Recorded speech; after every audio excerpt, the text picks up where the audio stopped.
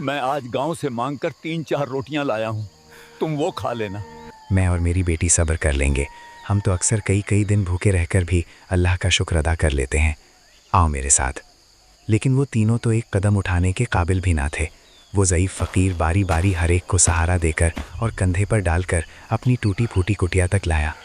इस मुशक्क़त से बूढ़े फ़कीर की अपनी सांसें उखड़ गईं। कुटिया में पहुंचकर उसने अपनी बेटी को पुकारा, ज़ैनब बेटी। वो रोटियां जो आज मिली हैं, वो इन तीनों मेहमानों के सामने रख दो। बाबा, हम तो कल से भूखे हैं, क्या आज भी फाका करेंगे? फ़कीर ने शफ़क़त से जवाब दिया, कोई बात नहीं बेटी, अल्लाह ताला हमारे इस फाक़े और क़ुरबानी से राज़ी होगा।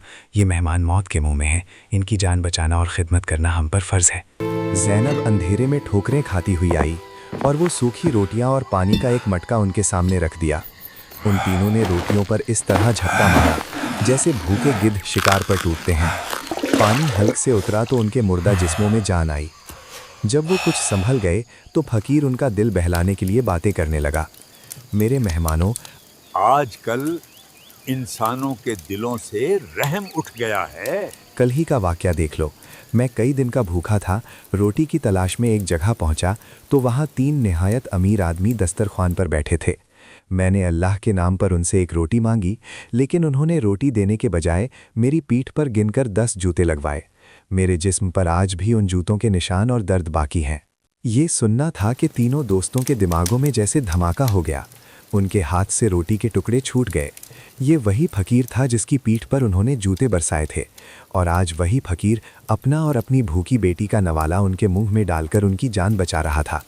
उन पर ऐसी शदीद शर्मिंदगी तारी हुई कि वो ज़मीन में गड़े जा रहे थे। सारी हकीकत खुलने पर वो तीनों ज़ारो कतार रोने लगे। बाबा जी, हाशिम आगे बढ़ा और फ़कीर के कदमों में गिर गया। बदबख्त हैं। वो जालिम हम ही थे।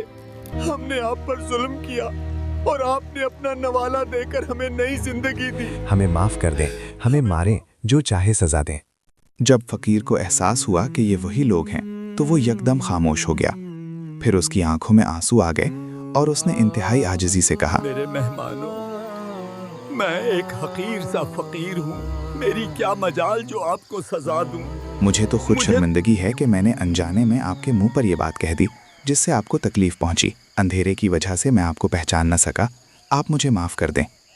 फ़कीर के इस बेपनाह ज़र्फ़, आजिज़ी और इखलाक ने उन तीनों मगरूर इंसानों को अंदर से मुकम्मल तौर पर बदल दिया। उनकी रूहें तक कांप गईं। सुबह हुई तो वो फ़कीर और उसकी बेटी ज़ैनब को पूरे एजाज़ के साथ अपने घोड़ों पर बिठाकर शहर ले आए। शहर पहुंचकर उन्होंने अपने तकब्बुर से तौबा की।